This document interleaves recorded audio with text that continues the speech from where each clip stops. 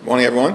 Good morning. Today's inflation numbers of 3% year over year confirm what hardworking American taxpayers already know, that Donald Trump and Republican policies are making life too expensive in the United States of America. Donald Trump and Republicans promise that costs will go down on day one.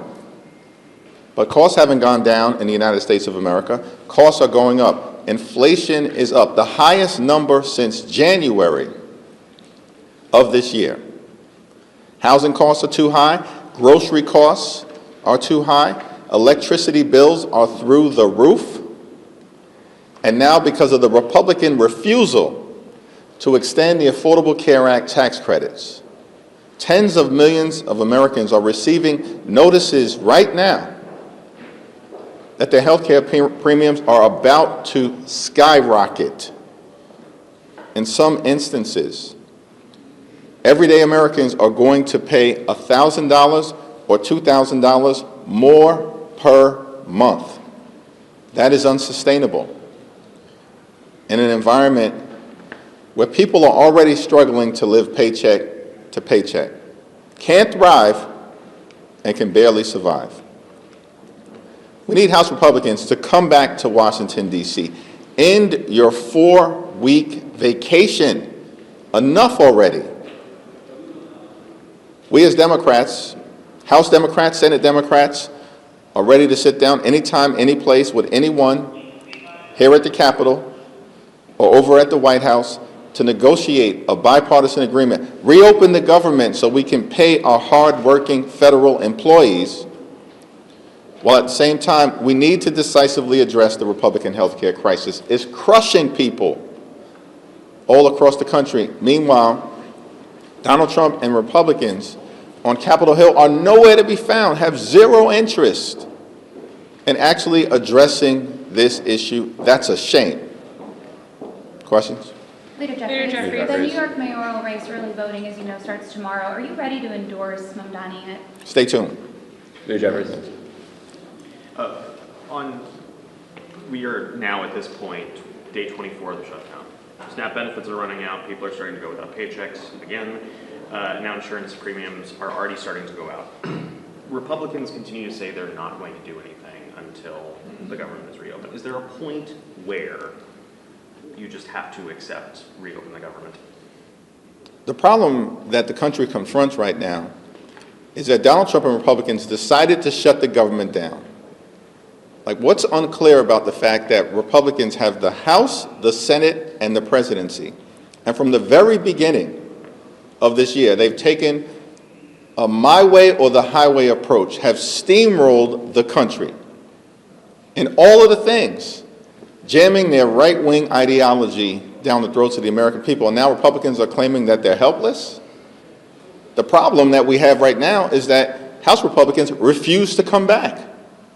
They've literally been on vacation for 4 consecutive weeks. Donald Trump has found all of the time in the world to play golf. He can try to extort $230 million to line his pockets from the Department of Injustice. Somehow the Trump administration found $40 billion to bail out a right-wing wannabe dictator in Argentina, but can't find a dime to extend the Affordable Care Act tax credits in order to make life and health care more affordable for hardworking American taxpayers. And Donald Trump is demolishing parts of the White House in real time. Why? So he can construct some gaudy ballroom where he can be celebrated as if he was a king. All of this has been happening during the 24 days of the Trump Republican shutdown. But they can't find a moment to talk with Democrats to find a bipartisan solution forward to reopen the government and to address the health care crisis that they are inflicting on the American people.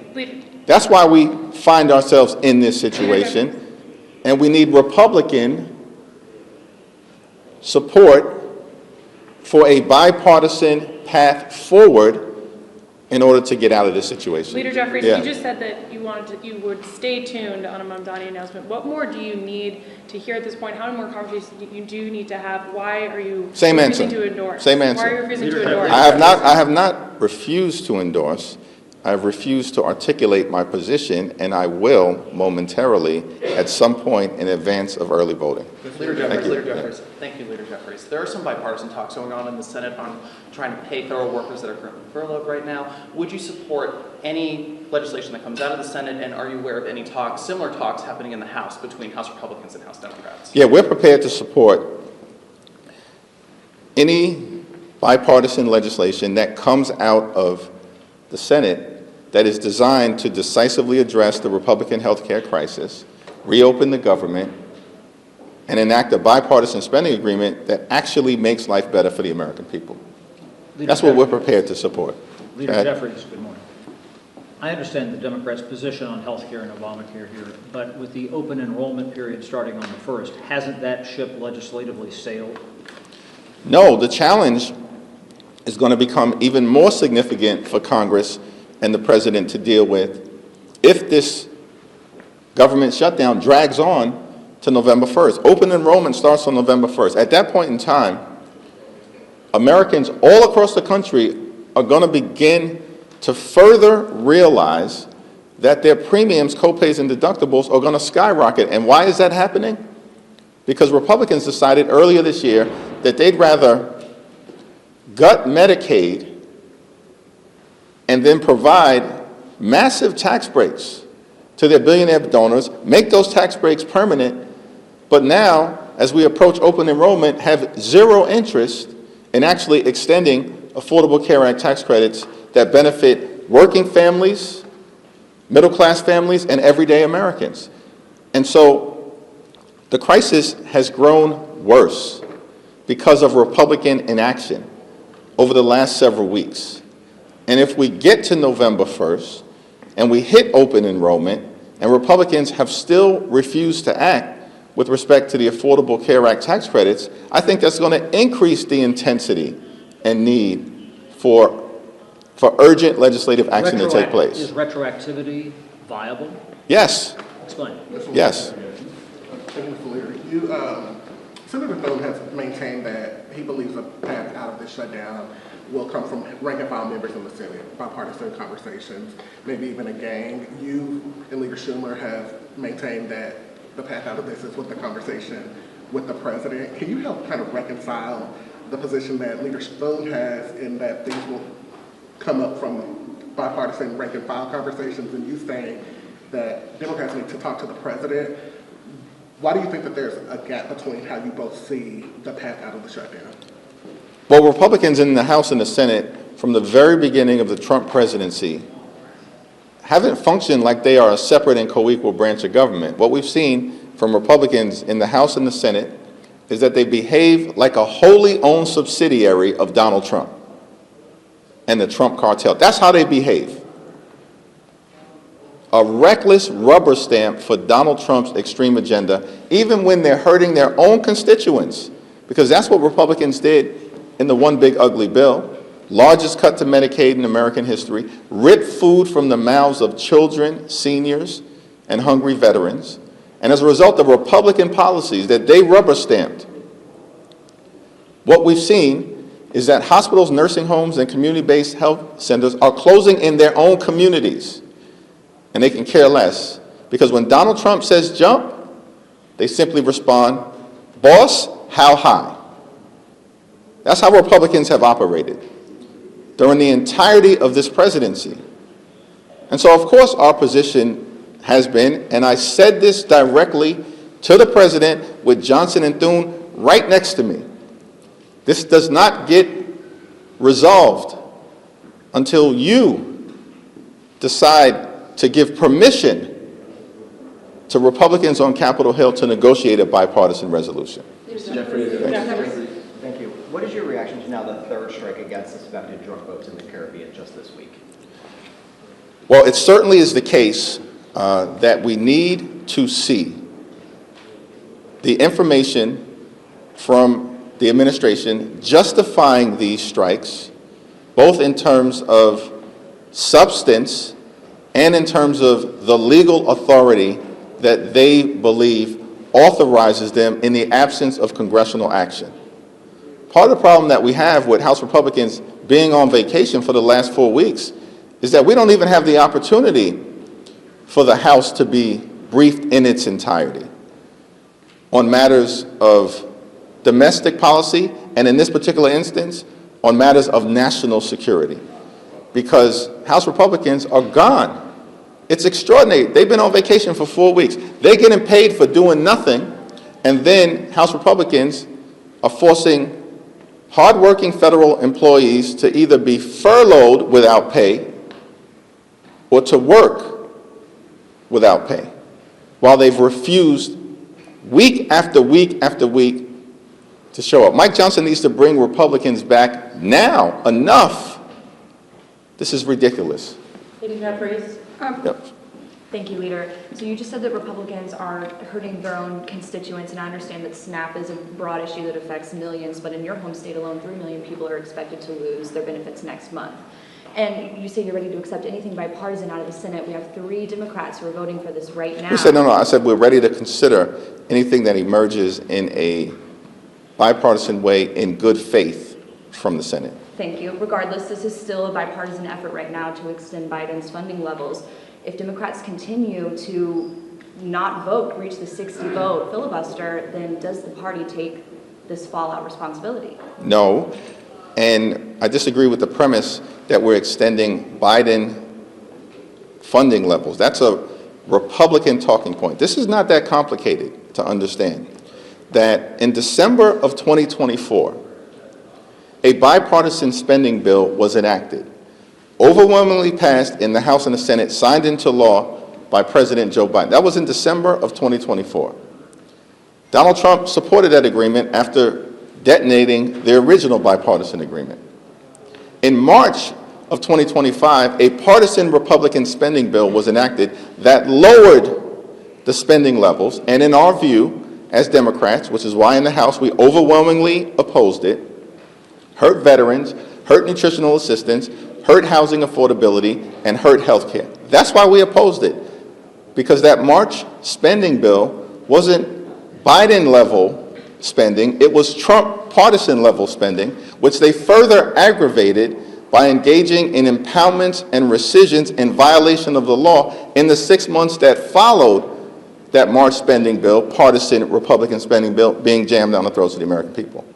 So, first of all, we've made clear we will not support a partisan Republican spending bill that continues to gut the health care of the American people. We've been saying that for 6 weeks. We have not moved off of our position. We're going to continue to defend the health care of working class Americans, middle class Americans, and everyday Americans. Mr. Jeffries. Thanks. Do you have anything positive to say about Mamdani, and do you recognise that your refusal to do so is splitting the Democratic Party?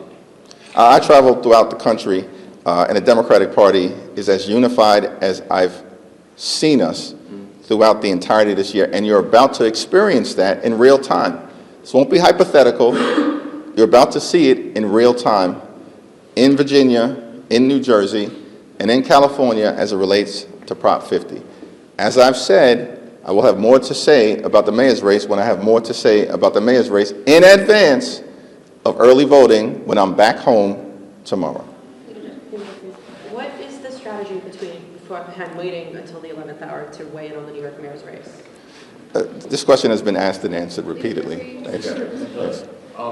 Virginia is now entering the redistricting arena. They're planning to redraw House maps. So what do you make of this ongoing redistricting battle that seems to be occurring between red states and blue states? We have made clear that Donald Trump is trying to rig the midterm elections by gerrymandering congressional maps all across the country, and Democrats are going to continue to respond immediately, forcefully, and consistently with our view that the American people in a midterm election deserve free and fair elections, not rigged elections. And that's what Donald Trump is trying to do. The question that has to be asked is if all of the bravado that we see from Donald Trump, from Mike Johnson, from House and Senate Republicans, if all of the bravado is true, Why are they engaging in unprecedented efforts to gerrymander congressional maps as part of some toxic scheme to rig the midterm elections? Here's the answer. Because Mike Johnson knows the House is gone as it relates to Republicans. Gone. Because they have failed to deliver for the American people. They haven't made life better for everyday Americans. They've made life better for their billionaire donors. That's what the one big ugly bill was about. Inflation through the roof. Costs out of control. Trump tariffs costing the American people thousands of dollars more per year in expense. And now they're about to jack up premiums, copays, and deductibles on top of what they've already done to health care, which includes the largest cut to Medicaid in American history, a possible $536 billion cut to Medicare at the end of this year, hospitals and nursing homes and community-based health centers closing because of Republican policies throughout the country, vaccines no longer available in the manner that they should, kids having to be held out from school in places like South Carolina and beyond. This is a five-alarm fire in healthcare that Republicans have created. And that's why Republicans are gerrymandering congressional maps in places all across the country. But here's the thing. They did not expect Democrats to be able to forcefully respond. But the stakes are too high. And we are not going to unilaterally disarm, and we will not let Republicans mathematically change the congressional map so they can artificially hold on to power when the American people are ready to throw them out of office. Leader Jeffries, what actions are House Democrats, Democratic leadership in general, taking to ensure SNAP benefits will be paid in November? And are you confident that recipients will receive their benefits even if the government is still shut down? The Trump administration has the resources now, including through an emergency contingency fund that has about $5 billion in it, to ensure that not a single American goes hungry if they refuse to reopen the government on November 1st. Not a single American should go hungry. And the challenge that we confront right now is that Donald Trump and Republicans on Capitol Hill are trying to weaponize hunger in order to jam their extreme right-wing policies in their spending bill down the throats of the American people. That's unacceptable. That's un-American. That's unconscionable. That Republicans are actually trying to weaponize hunger across the country. And here's the thing. This group of people, these extremists on the other side of the aisle, we will not let them lecture the American people about nutritional assistance when in their one big ugly bill, they cut $186 billion. These are Republicans this year, $186 billion from the Supplemental Nutritional Assistance Program. That's the largest SNAP cut in American history. And people believe right now that Republicans actually care about hunger when they ripped food away from the mouths of hungry children, seniors, families, women, and veterans to provide massive tax breaks to their billionaire donors. Get lost with that in terms of Republican spin. The American people are not buying it. Thank you, everyone. Thank you.